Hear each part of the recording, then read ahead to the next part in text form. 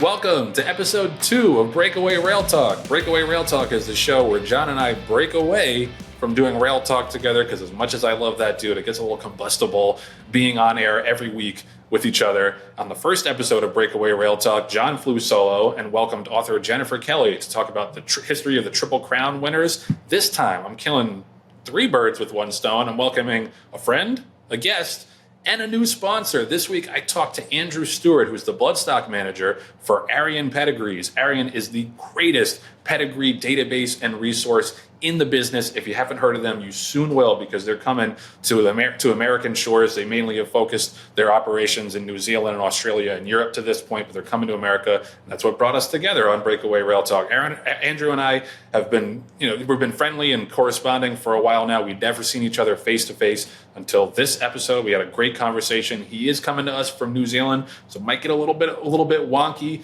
technically in the next 15, 20 minutes or so bear with us. We had a great conversation. I asked about Andrew's first trip to Saratoga last summer, how American racing rates in Australia and New Zealand, and also how the hell he became a Cincinnati Bengals fan. Check out our conversation.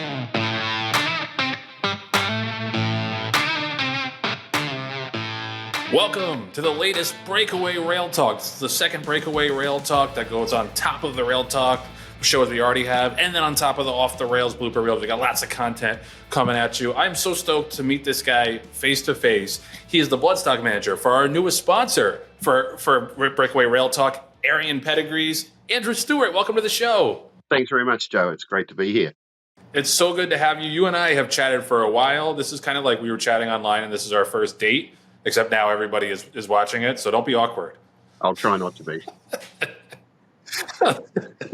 I got you, brother. So we're so stoked to bring Arion on. Arion is a great resource for the thoroughbred industry. I'm not just, this is not just because a spiel because they came on the show. Back when I was at the TDN, we used to use Arion Pedigrees to figure out, what graded stakes winner this was for this stallion, all the crosses of the pedigrees, all the matches between sires and broodmare sires and all that. It's a really, really good resource, and we're so excited to have you sponsor Breakaway Rail Talk.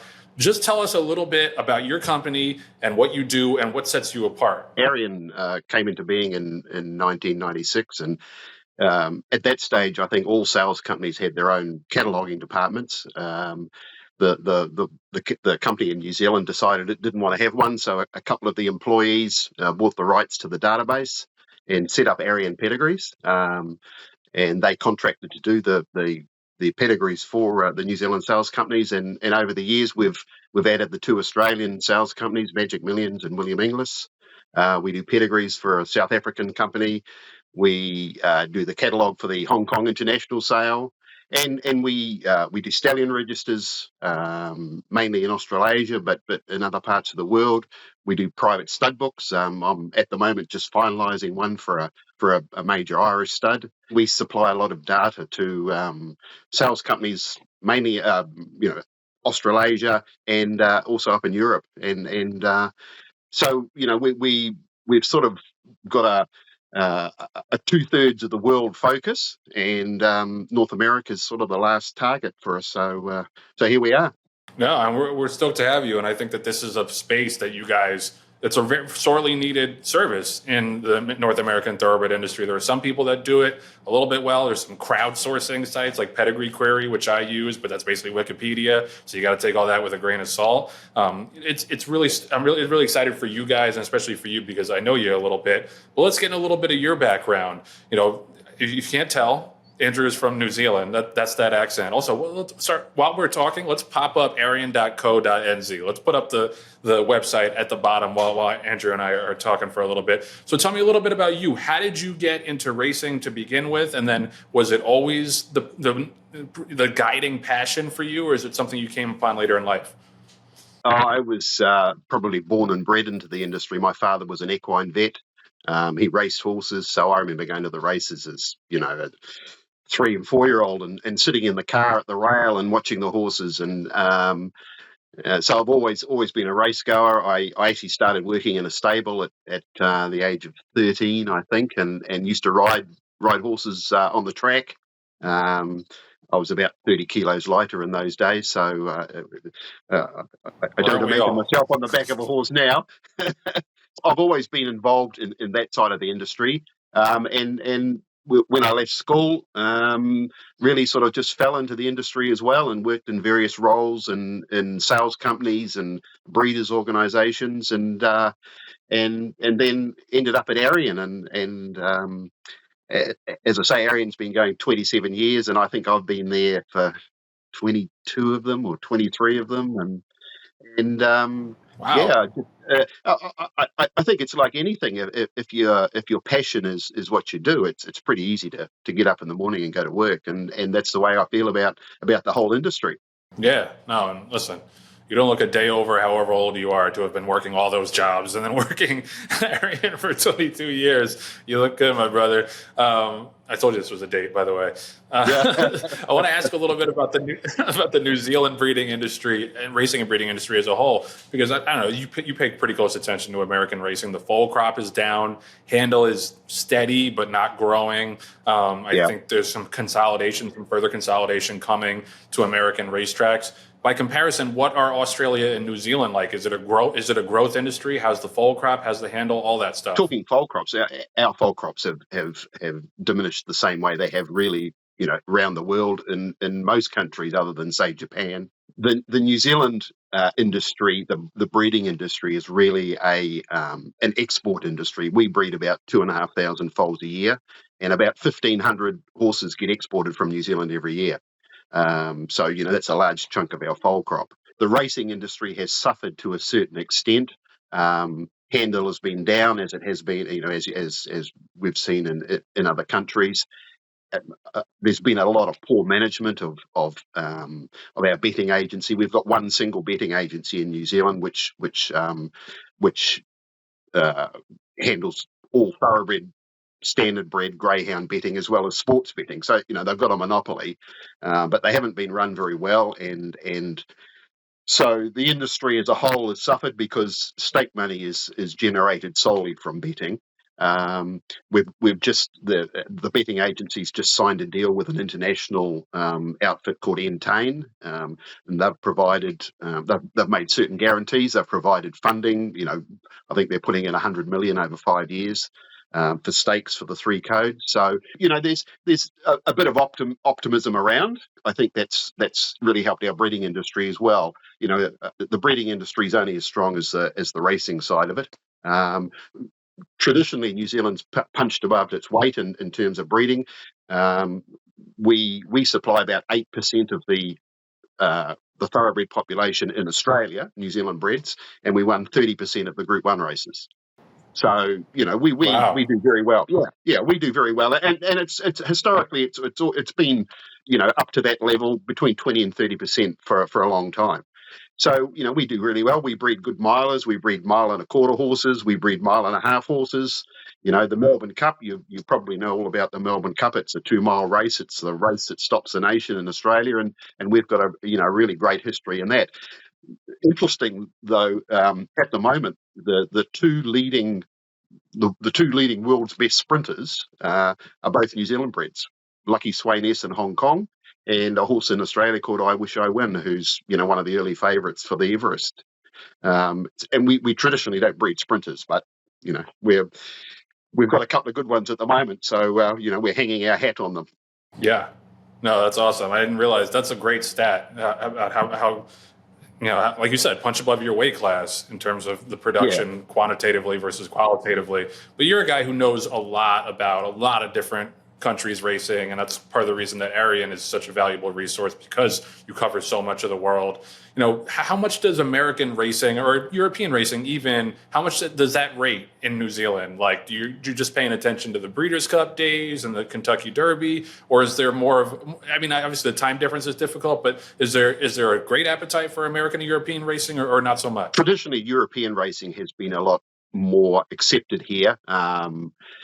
And I think that's because the history of our breed, we've tended to import a lot more horses from Europe rather than North America, and I think that's got a lot to do with the track surfaces you race on, turf versus dirt, things like that. But the Kentucky Derby, the Triple Crown races are always highlights here, and always, sort of in the headlines. The Breeders' Cup races as well. Um, our betting agency, as I say, it's got a monopoly. But today, for example, I can bet on 32 gallops meetings around the world, including 10 from North America. The East Coast races, I get, we might get 4 or 5 races because of the time difference. But as you work west, we'll see all of the Del Mar or Santa Anita cards, or whatever's on. So we get a good look at what you've got going on over there. I don't know whether they have a great impact outside of the hardcore betters, outside of those big events. I'm going to switch gears for a second, just because I can't stop looking at your Cincinnati Bengals shirt. And, you're... Can I put my Blue Jays cap on? Andrew was ripping me off air about my Jets and how they might not be able to protect Aaron Rodgers, even though they finally have a quarterback now. Tell me what, why, how, Bengals? North American sport is big, everywhere. NFL, the basketball, baseball, and I think it was probably I'm a tragic, unfortunately. About 20 years ago, I started playing fantasy football, and I think the first guy I ever drafted was Corey Dillon, who was a running back for the Bengals. And so, not being a native, you got to pick a team, and so the Bengals were it. So.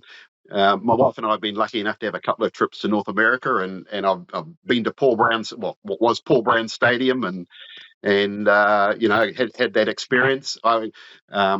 We were in North America last year for my son's wedding in Canada, and we were hoping to have a day in New York, and we were going to go to see the Bengals play the Giants. I think it was a preseason game, but it never eventuated in the end. But yeah, I mean, I love the game. Yeah.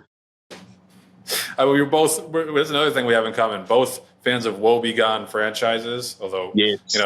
And also, like, we could have picked other teams. Like, we had plenty of chances. Like, I was a New York guy, but obviously we have the Giants as well, and it was a 50-50 chance, and I definitely picked wrong. But ever the optimist, I think one day we'll both have that moment of glory. Yeah, well, we were pretty close a couple of years ago, and I'm hoping it wasn't our chance to shine, and it's it's all about the health of your quarterback, isn't it? And ours is hobbling a bit at the moment, and yours is collecting his pension. Yep. Yeah, well, we'll check in a month or so, and we'll do a little pulse check on each other to see how we're hanging in there. I wanted to bring this up because I remember last year, maybe it was the year before. I feel like it was last year. You hit me up asking for recommendations for Saratoga, trying to link up, and then we didn't get a chance to meet, but you did get to go to Saratoga for a little bit. Just tell me your experience and how that was for a first time traveler to Saratoga. Oh, it was amazing, absolutely amazing.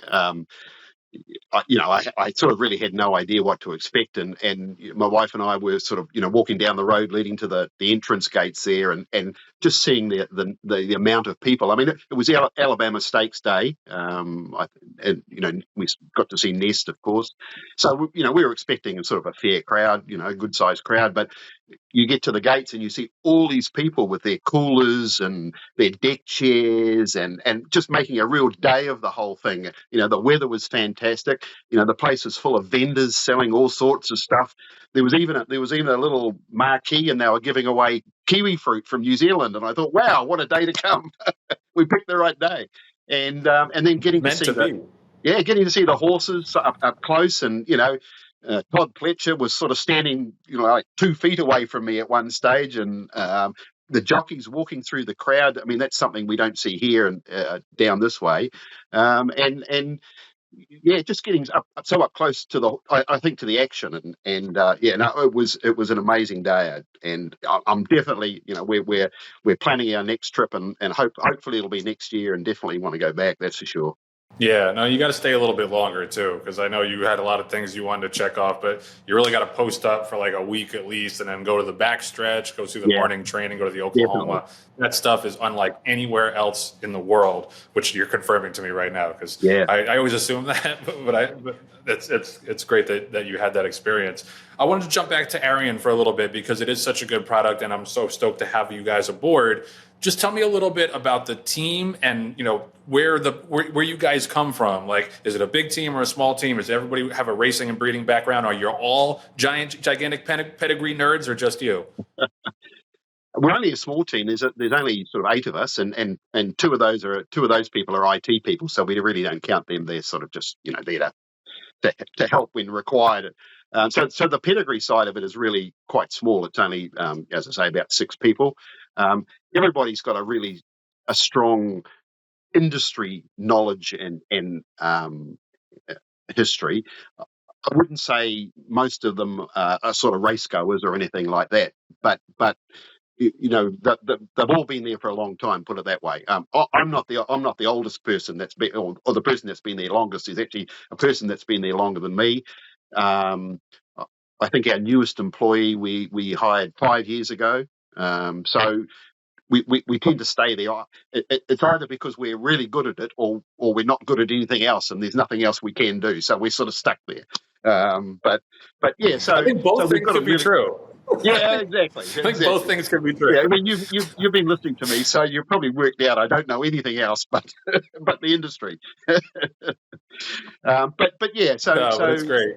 Yeah, so the team's really knowledgeable, and I think you've got to have a passion for the horse to be involved in this industry, and because it's all about the horse, isn't it? And so I think that's why we gel so well. Absolutely. No, that's definitely the common denominator. And if you go to arion.co.nz, you want to learn anything about a certain stallion or a certain dam or a certain bloodline, it honestly is the best resource in the industry. And I'm so glad that I got to TDN and learned about it, because otherwise I don't know how the hell I would have connected with you or Arion in the first place. And now look at us, partners, Andrew. Exactly. Real business partners. We did it. We did. Yeah. No, I mean, I'm so glad to have you on. I'm so glad to have you guys on as the sponsor for Breakaway Rail Talk. I think it makes all the sense in the world, and we'd love to have you back on the show again, because there's still more I want to learn about you and the company and about New Zealand and Australian racing. But I know you got to go. Andrew, thank you so much for coming on. Thank you for sponsoring, and I'll look to talk to you soon, buddy. Thanks, Joe. It's been fantastic, and yeah, I'm going to bug you next year when I come back. Absolutely, let's do it.